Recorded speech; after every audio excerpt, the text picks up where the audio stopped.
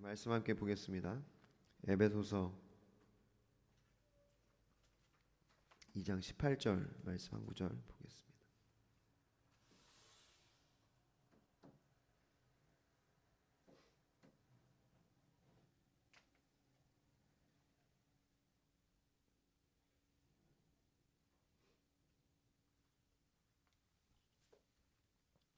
에베소서 2장 18절 말씀입니다. 함께 읽겠습니다. 시작. 이는 그로 말미암아 우리 둘이 한 성령 안에서 아버지께 나아감을 얻게 하려 하심이라. 아멘. 기도하겠습니다. 주님 감사합니다. 주님의 은혜로 이 아침에 함께 모여서 아침 예배로 주님께 나아가게 하심을 감사드립니다. 성령의 은혜 가운데, 성령의 기름 부으심 가운데 우리의 갈급함을 알게 하여 주시고, 우리의 갈급함을 가지고, 우리의 곤고함을 가지고, 우리 영혼의 기진함을 가지고 주님 앞에 나아가 주님의 임재를, 살아계신 하나님을 구하게 하시고 주님을 바라보게 하시니 감사합니다. 이 시간 예수 그리스도 그 보혈을 의지하여 주님께 나아가오니, 그 공로를 의지하여 그 의를 덧입고 주님 앞에 나아가오니, 성령님 우리 가운데 충만하게 역사하여 주사 말씀하여 주시고 깨닫게 하여 주시옵소서. 감사드리며 예수님 이름으로 기도합니다. 아멘.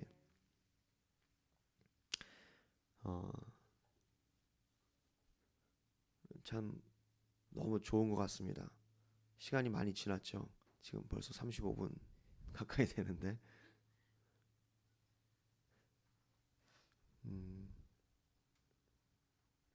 저는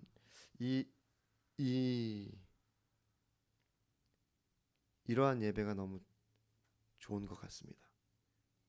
우리의 갈급함을 성령님께서 보여주시고 알게 하시고 인도하시는, 저만 좋았을 수도 있죠.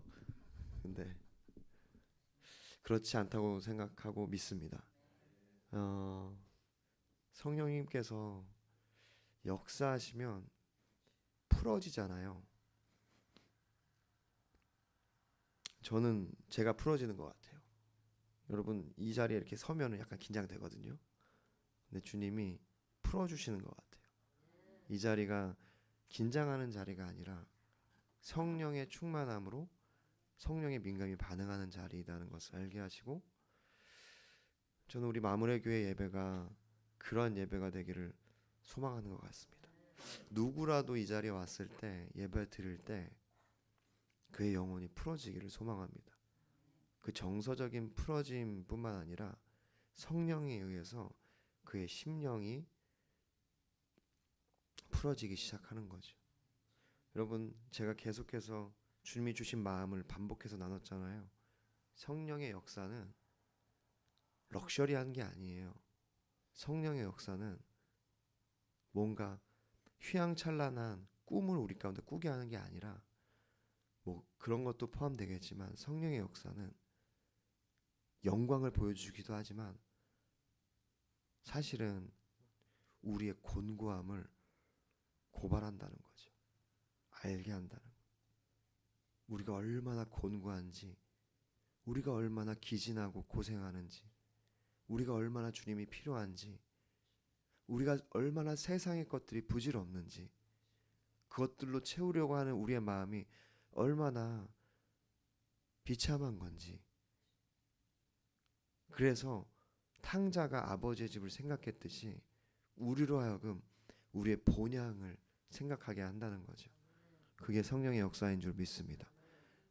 그 예배가 우리 가운데 저는 계속해서 드려지기를 소망합니다. 주님의 얼굴을 구한다는 그런 찬양의 가사가 있고 시편의 기자의 고백이 있거든요. 주님의 얼굴을 구하는 게 하나님의 임재를 구하는 거예요. 얼굴이란 뜻이 하나님의 현현을 의미합니다. 나타남. 그것을 이제 영어로는 presence라고 하죠. 그분이 이곳에 계시는 것, 임재라고 표현하고 우리는 그렇게 소망하죠. 여러분, 그래서 이제 찬양할 때 여기 보면은 주님의 얼굴을 구한다는 그런 표현들이 있어요. 찬양들에 보면은 그런 것들이 바로 주님의 그 임재를 구하는 겁니다. 그래서 그렇게 찬양하고 나아가면 좋겠습니다. 네, 오늘 에베소서 2장 18절 말씀인데요. 굉장히 짧죠. 이는 그로 말미암아 우리들이 한 성령 안에서 아버지께 나아감을 얻게 하려 하심이라. 굉장히 짧은데 주석가는 신학자는 이 구절을 위대한 구절이라고 소개합니다. 왜냐하면 이 짧은 구절에 삼위일체 하나님은 물론 우리 구원에 관하여 복음의 진수가 담겨 있기 때문이에요. 이렇게 보시면 이는 그로 말미암아 할 때 그로, 그것은 예수 그리스도를 의미합니다. 그로 말미암아 우리들이 한 성령, 그 성령을 의미하고 말씀하고 있죠. 지칭하고 있잖아요. 성령 안에서 아버지께 나아감을 얻게 하려면 아버지는 바로 성부 하나님. 여러분, 우리 아버지 하나님 우리의 기도의 대상이세요. 계속 제가 나눴던 우리가 예수 그리스도 성령님이 우리의 기도의 대상이 아닙니다. 우리의 기도의 대상은 우리 하나님 아버지. 성령을 구할 때도 하나님 아버지께 구하는 거예요. 그러면은 그래서 우리가 아버지께 구하면 하물며 육신의 아버지도 자녀가 떡을 달라 하면 그렇게 주는데 하늘 아버지께서 우리에게 좋은 것으로 주지 않겠느냐라고 얘기하면서 구하는 이마다 성령을 주신다고 약속하신 거거든요. 예수 그리스도는 하나님께 우리가 그 예수 그리스도의 이름을 힘입어 그로 말미암아 주님께 구하는 거죠. 그러니까 우리 기도의 대상은 아버지 하나님이시잖아요. 물론 우리가 그 기반 안에서 예수님께 구할 수 있어요. 다윗의 자손 예수여 나를 불쌍히 여기소서라고 한 것이 그 바디메오가 예수 그리스도를 향해서 호소한 거잖아요. 중보자 대신 예수님을 향하여 그가 또한 삼위일체 하나님의 한 분이시기 때문에 위격이시기 때문에 우리가 그분을 향하여 외칠 수 있습니다. 그렇지만 기본적으로 우리의 기도의 대상이 아버지 하나님임을 저는 알고 있어야 된다고 생각합니다. 그렇게 보면 여기 삼위일체가 들어가 있는 거죠. 그리고 우리 둘이 이 말은 계속해서 나누지만 이방인과 유대인들을 지칭하는 거고 그것은 사실은 우리 모두가 복음의 이방인들이었어요. 그러니까 우리에게 주님이 아버지께 나아간다는 것이 구원을 의미합니다. 그것은 화평을 의미하고 화목됨을 의미하는 거예요. 그러니까 이 구절에 이처럼 복음의 진수가 다 담겨 있죠. 특별히 이 구절을 통해서 오늘은 기도에 대해서 혹은 예배에 대해서 나누기를 원합니다. 그러니까 우리가 사실은 다 알고 있는 내용을 한 번 더 강조하니 우리가 어떻게 예배해야 하는지 이것을 나누기를 원합니다. 첫 번째로 아버지께 나아감, 이것에 대해서 나누기를 원합니다. 아버지께 나아감. 여기 9절에 있죠. 아버지께 나아감을 얻게 하셨다고. 이는 그로 말미암아 우리를 둘이 한 성령 안에서 아버지께 나아감을 얻게 하려 하심이라. 나아감을 얻게 한다. 이 둘이 아까 얘기했죠. 이방인과 유대인. 사실은 우리 모두는 다 이방인과 같은 하나님으로부터 멀어진 죄로 말미암아 하나님과 이젠 멀어진 존재들이었어요. 그런 이방인과 같은 것이 우리의 존재였습니다. 죄로 인하여. 그런데 이사야서 56장 6절부터 7절 말씀에 이렇게 얘기하고 있어요. 또 여호와와 연합하여 그를 섬기며 여호와의 이름을 사랑하며 그의 종이 되며 안식일을 지켜 더럽히지 아니하며 나의 언약을 굳게 지키는 이방인마다 내가 곧 그들을 나의 성산으로 인도하여 기도하는 내 집에서 그들을 기쁘게 할 것이며 그들의 번제와 희생을 나의 제단에서 기꺼이 받게되리니 이는 내 집은 만민이 기도하는 집이라 일컬음이 될 것임이라. 할렐루야. 주님이 이방인들을 구원하시겠다는 약속의 말씀입니다. 사도 바울이 지금 이 구절을 사실은 가져오는 거예요. 이 구절을 염두에 두고 지금 에베소서를 쓰고 있는 겁니다. 그 에베소서에 있는 이방인들에 대해서 이 구절을 가지고 지금 선포하고 정리하는 거예요. 더 나아가서 이것은 유대인과 이방인의 구분뿐만 아니라 우리 죄인들, 하나님으로부터 멀어진 우리 죄인들을 지칭하는 거거든요. 그러니까 온 만민이 기도하는 집이라는 것은요, 열방의 모든 민족이 기도하는 집이다, 이런 뜻이에요. 그러니까 우리 모든 죄인들이 예수 그리스도로 말미암아 성령 안에서 아버지께 나아감을 얻게 하신 것, 그것은요 우리가 주님 앞에 나아가 기도할 수 있게 하신 것이죠. 예배할 수 있게 하신 거예요.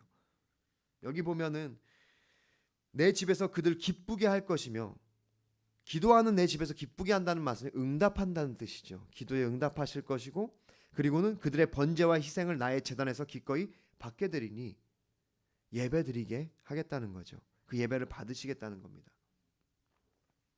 그래서 에베소서 2장 13절에서 이제는 전에 멀리 있던 너희가 그리스도 예수 안에서 그리스도의 피로 가까워졌느니라. 그 피로 말미암아 우리가 가까워졌고 나아감을 얻은 거예요. 여러분, 그래서 우리가 기도할 수 있는 겁니다. 그래서 이 교회는 만민이 기도하는 집, 그 예수 그리스도를 시인하는 그 누구라도, 어떤 민족이라도, 어떤 인종이라도, 어떤 상태에 놓인 사람이라도 와서 기도하고 그 응답으로 인하여 기뻐하고 하나님께 예배할 수 있는 그러한 곳이라는 겁니다. 그것이 교회예요. 그것을 오늘 아버지께 나아감이라고 표현하는 겁니다. 우리 둘이, 이방인과 유대인 모두가 이 이사야서 56장 7절 9절의 말씀, 이 6절 7절의 말씀, 아버지께 기도하는 겁니다. 무엇으로 말미암아? 예수 그리스도와 성령의 은혜, 그 도우심으로 말미암아.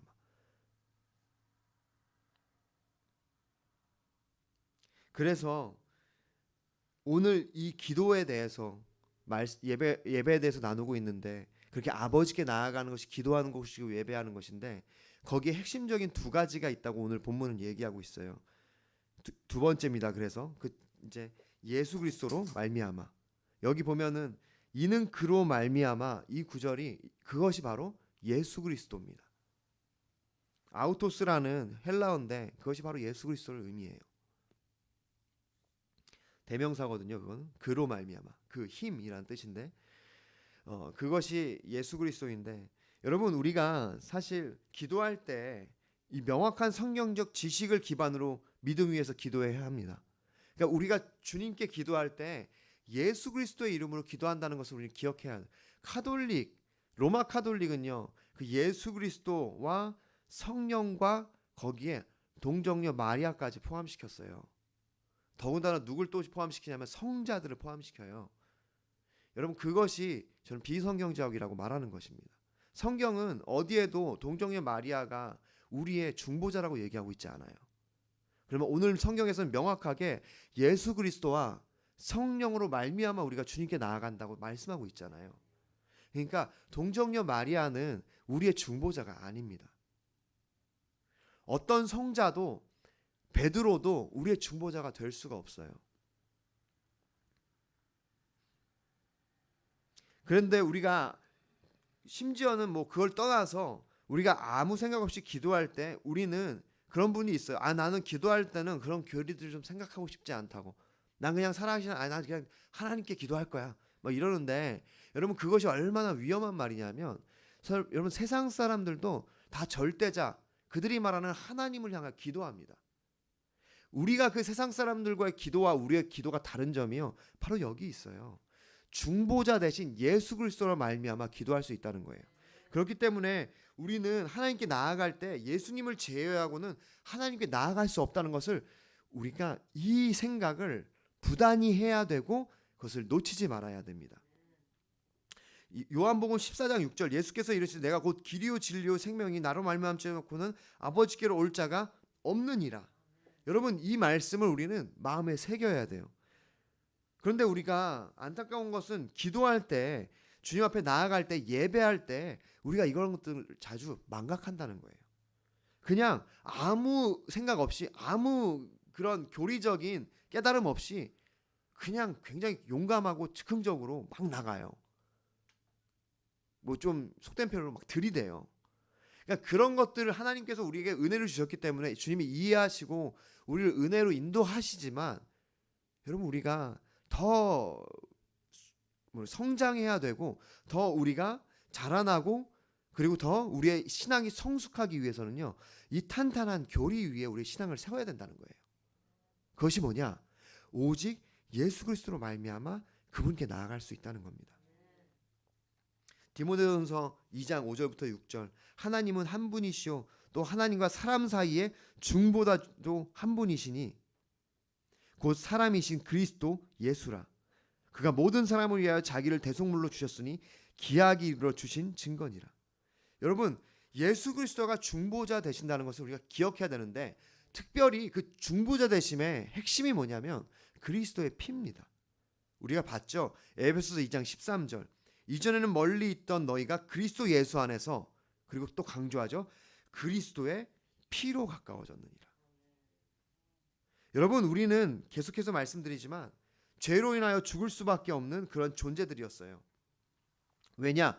고린도후서 5장 21절에 하나님이 죄를 알지도 못하신 이를 우리를 대신하여 죄로 삼으신 것은 우리로 하여금 그 하나 안에서 하나님의 의가 되게 하려 하심이라.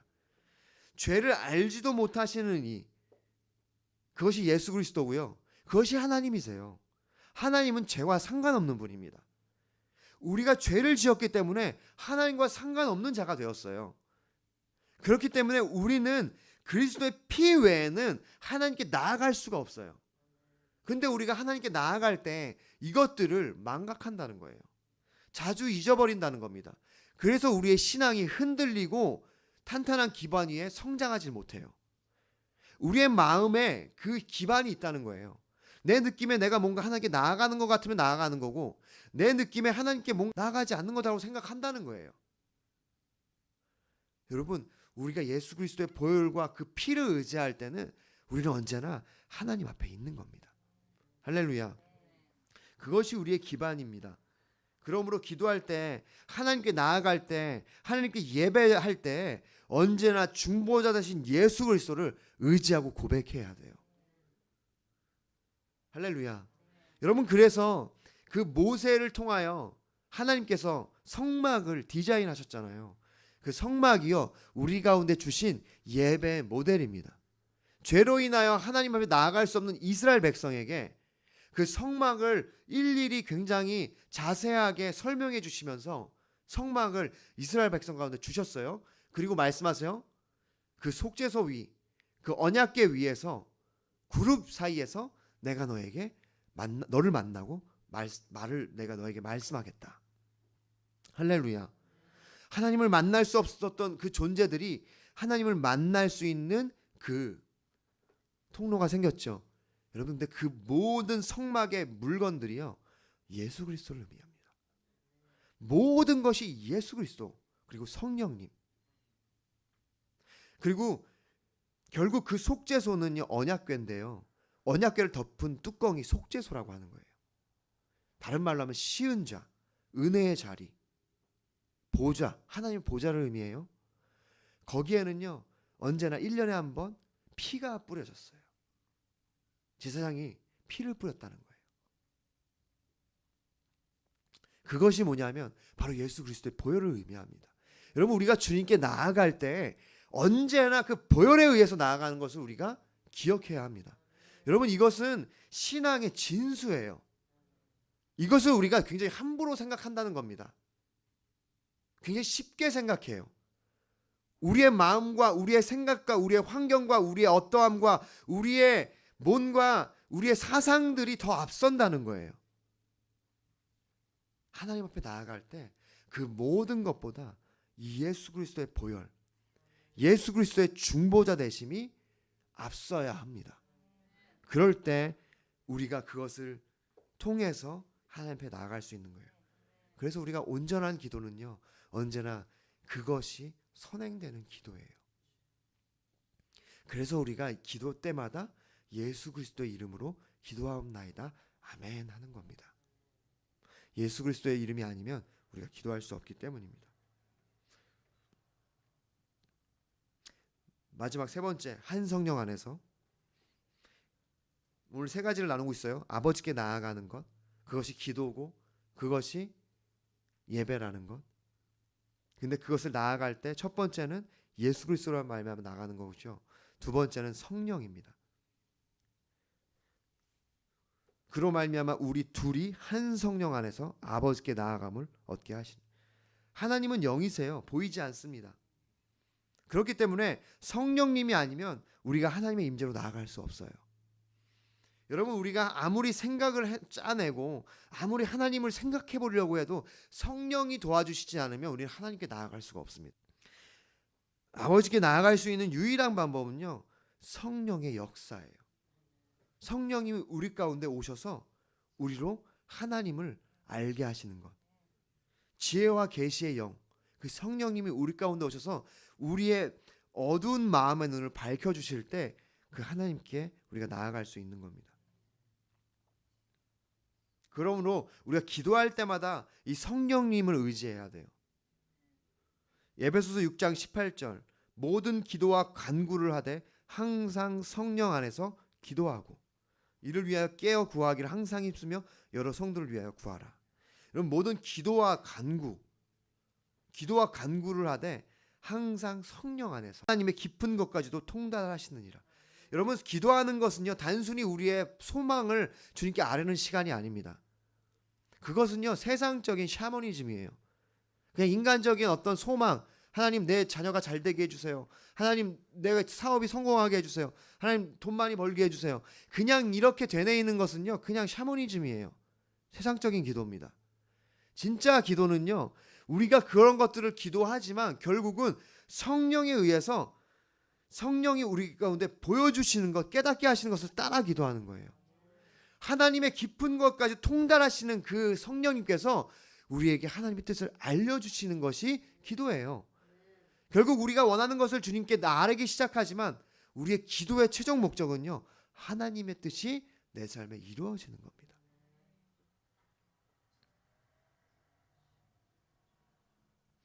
그래서 성령의 조명이 있을 때만, 그 성령의 알려주심이 있을 때만 우리는 온전한 기도를 할 수 있는 겁니다. 여러분, 이 기도하는 것은요, 예배하는 것이 똑같아요. 기도가 예배입니다. 예배와 기도는 같은 거예요. 주님께 올려드리는 제사입니다. 그래서 요한복음 4장 23절 24절 우리가 너무 잘 아는 말씀이잖아요. 하나님 아버지께 참되게 예배하는 자들은 영과 진리로 예배할 때가 오나니 곧 이때라. 아버지께서는 자기에게 이렇게 예배하는 자들 찾으시니라. 하나님은 영이시니 예배하는 자가 영과 진리로 예배할지니라. 여러분, 이 영과 진리가요, 바로 예수 그리스도와 성령입니다. 예수 그리스도와 성령으로 말미암아 그분께 나아갈 수 있는 거예요. 할렐루야. 여러분, 제가 계속해서 반복해서 말씀드리잖아요. 여러분, 이것이 우리 가운데 유익함임을 여러분 믿으시기를 바랍니다. 여러분, 우리가 다 알고 있는 것이 아니에요. 여러분, 이것은 강조해도 부족함이 없는 겁니다. 왜냐하면 예수 그리스도와 성령 외에는 우리가 하나님께 나아갈 수가 없기 때문에. 여러분, 이 구절에서 원래 이 사마리아 여인이 이렇게 되게 안다고 생각하고 얘기해요. 예수님에게 우리 믿음의 선배들은 이 산에서 예배해야 된다고 얘기했고 당신네 유대인들은 그 산에서 예배해야 된다고 얘기했습니다. 여기에도 우리 둘이 나오죠. 이방인과 유대인, 사마리아인과 유대인들. 유대인들은 이 사마리아인들을 이방인으로 생각했어요. 개들로 생각했다는 거예요. 그래서 이 사마리아 여인이 얘기하는 거예요. 당신들은 거기 예루살렘, 우리는 여기 그리심산, 여기서 예배하는 것, 이게 맞다고 하는데 뭐가 맞습니까? 그래서 예수님 가르쳐 주잖아요. 이 산에서도 말고 저 산에서도 말고 아버지께 예배할 때가 오나니 오직 예배하는 자는 뭐로? 영과 진리로 예배한다. 형식이 우리 가운데 중요하지 않다는 것을 얘기하시는 거예요. 이 산은요, 형식입니다. 그래서 무조건 모든 형식이 잘못됐다는 것은 아니에요. 그런데 여러분, 우리의 신앙이 형식적으로 되는 것을 우리는 경계해야 돼요. 어떤 분은 그렇게 얘기해요. 나는 그냥 꼭 그 예배를 주기도문으로 끝내야 된다. 뭐 이렇게 우리 사도신경을 꼭 드려야 된다. 여러분, 그 사도신경과 주기도문들이 사실은 우리가 이것을 형식적으로 하기 시작하는 것은 큰 의미가 없어요. 매 그것을 고백할 때마다 우리 성령을 의지해야 되고 예수 그리스도로 말미암아 그것을 고백해야 됩니다. 여러분, 성령에 의해서 우리 가운데 성령의 통제와 영감과 자유롭게 역사하심이 나타나야 돼요. 여러분, 그거 아십니까? 부흥이 올 때마다 형식적인 기도문을 떠나서 그것을 뛰어넘어서 즉흥적이고 자유로운 기도를 하기 시작했다는 것, 여러분 아시죠? 부흥이라는 거, 여러분 부흥회 아시잖아요. 옛날에 우리 한국교회 부흥회가 많았어요. 그것이 전 축복이라고 생각합니다. 그 부흥회 때 여러분, 부흥의 특징이 뭐냐면 즉흥적이고 형식적인 기도들이 많이 일어난다는 거예요. 그런데 여러분, 그러므로 즉흥적이고 형식적인 그것이 우리의 핵심적인 것이라고 얘기하는 것이 아니에요. 즉흥적이고 형식적인 게 또 기계적으로 될 수가 있어요. 그것 자체가 형식이 될 수 있다는 겁니다. 제가 나누는 것은 오직 우리의 기도와 예배와 하나님께 나아감에 있어서는 성령의 역사, 예수 그리스도로 말미암은 그 은혜, 그것이 전부라는 거예요. 우리가 너무 이 형식을 크게 생각하면 안 됩니다. 그래서 핵심은 뭐냐면 하나님의 깊은 것까지로 통달하시는 성령님께서 창조적인 방법으로 우리 가운데 하나님께 나아가게 하신다는 겁니다. 아주 중요한 요점은 신령한 마음, 신령한 사고방식, 이런 것들이 우리 가운데 부어지기 시작한다는 거예요. 여러분이 하나님을 만나는 순간이 뭐냐면요, 내가 알고 있는 어떤 그런 것들이 이루어지는 것이 하나님 만나는 게 아니에요.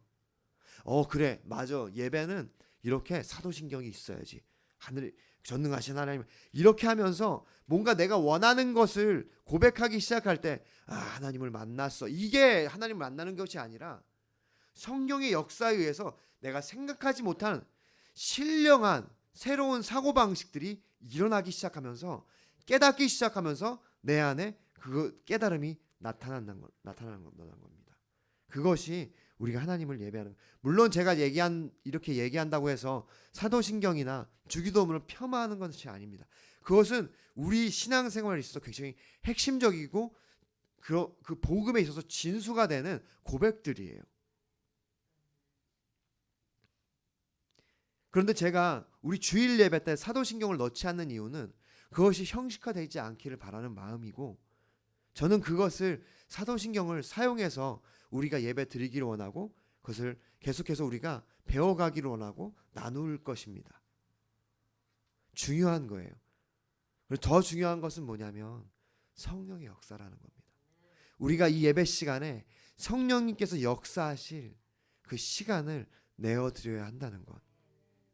기도 시간도 마찬가지입니다. 여러분에게 역사하시는 성령님께 시간을 내어드리는 게 중요해요. 말씀을 몇 개 늘 잊지 말고 기억해야 하고요. 두 번째, 성령의 역사인데요. 성령의 역사의 핵심은요, 아까 제가 처음에 나눴듯이 우리의 영적인 곤고함을 보여주시는 거예요. 시편 40편 1절, 하나님이여 사슴이 시냇물을 찾기에 갈급함 같이 내 영혼이 주를 찾기에 갈급하니이다. 그분이 우리의 곤고함을 깨닫게 하기 시작하는 것, 우리의 상황을 알리기 시작하는 것. 우리에게 위로가 되는 것은 뭐냐면 로마서 8장 26절 27절에 이와 같이 성령도 우리의 연약함을 도우시나니 우리는 마땅히 기도할 바를 알지 못하나 오직 성령이 말할 수 없는 탄식으로 우리를 위하여 친히 간구하시느니라. 할렐루야. 성령님이 우리가 요청하지도 않았는데 우리의 상태를 보고 우리의 연약함을 보고 말할 수 없는 탄식으로 우리를 대신하여 하나님께 간구, 중보기도 하세요. 그것이 성령입니다. 그렇기 때문에 우리가 성령에 의해서 기도하기 시작할 때 그 말할 수 없는 탄식으로 말미암아 우리를 위하여 기도하시는 그 성령의 역사로 말미암아 우리가 우리 자신이 보이기 시작하고 깨닫기 시작하는 거예요. 할렐루야. 생각 없이 기도하는 것처럼 위험한 것은 없습니다. 주석가의 경고예요. 그래서 우리의 기도에는 예수 그리스도의 보혈과 성령의 역사가 회복되어야 됩니다. 그것이 우리의 기도의 핵심이고 그것이 없어지면 우리의 기도는 샤머니즘이에요. 할렐루야. 이 시간 그래서 주님께 나아갈 때, 하나님께 기도할 때 하나님 언제나 내가 예수 그리스도의 보혈을 의지하게 하여 주시고 성령의 도우심으로 말미암아 나의 곤고함을 깨닫게 하여 주시옵소서. 우리가 그 예수 그리스도의 은혜와 성령의 도우심으로 날마다 아버지께 나아가는 은혜가 있게 하여 주시옵소서. 그렇게 함께 이 시간 기도하기를 원합니다.